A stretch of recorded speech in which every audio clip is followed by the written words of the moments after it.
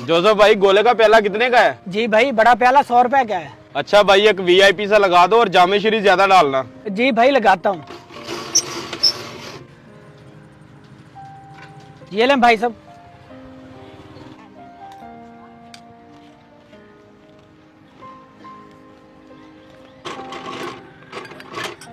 भाई साहब, जितनी गर्मी थी ना, गोला खाने का मजा आ गया। शुक्रिया भाई।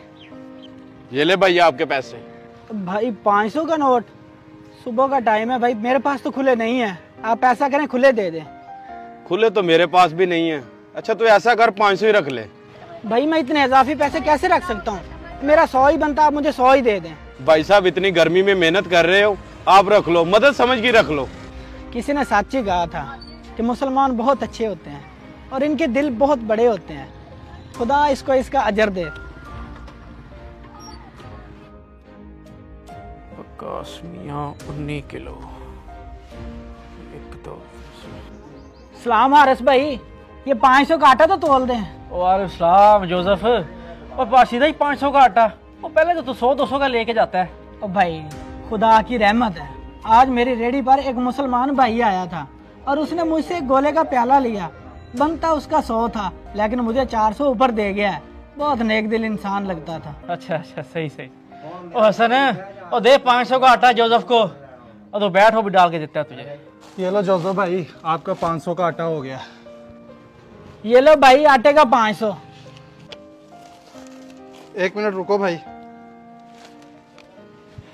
ये देखे उस्ताद जी, जोसेफ नकली नोट दे के जा रहा है।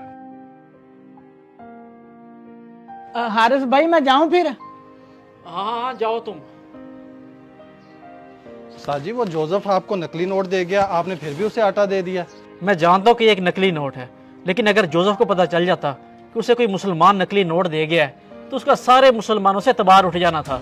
और मैं नहीं चाहता कि किसी एक कम बख्त मुसलमान की वजह से उसका सारे मुसलमानों से यकीन उठ जाए। हम इस नोट को फाड़ के इधर ही फेंक देते हैं। जी भाई, बात तो आप बिल्कुल ठीक कर रहे हैं।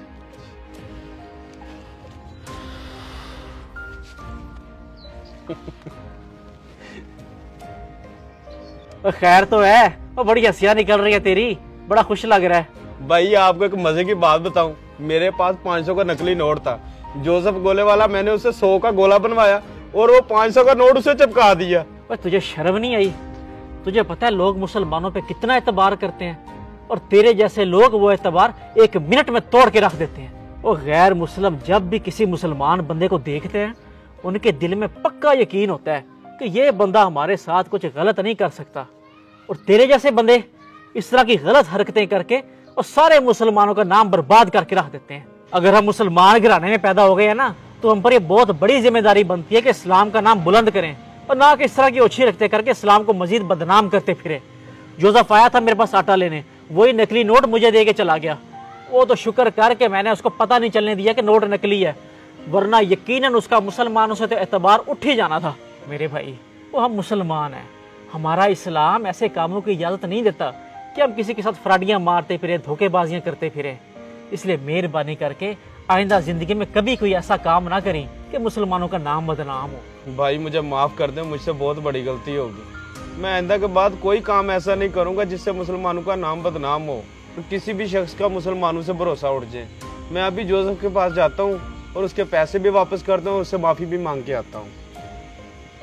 दोस्तों, बहैसियत मुसलमान हमारा यह फ़र्ज़ बनता है कि हम किसी भी इंसान के साथ धोखाधड़ी ना करें, चाहे वो मुसलमान हो या गैर मुस्लिम, क्योंकि हमारे इस अमल से अगले इंसान को बहुत ज़्यादा नुकसान और तकलीफ़ का सामना करना पड़ता है, और हमारा इस्लाम हमें इस चीज़ से मना करता है।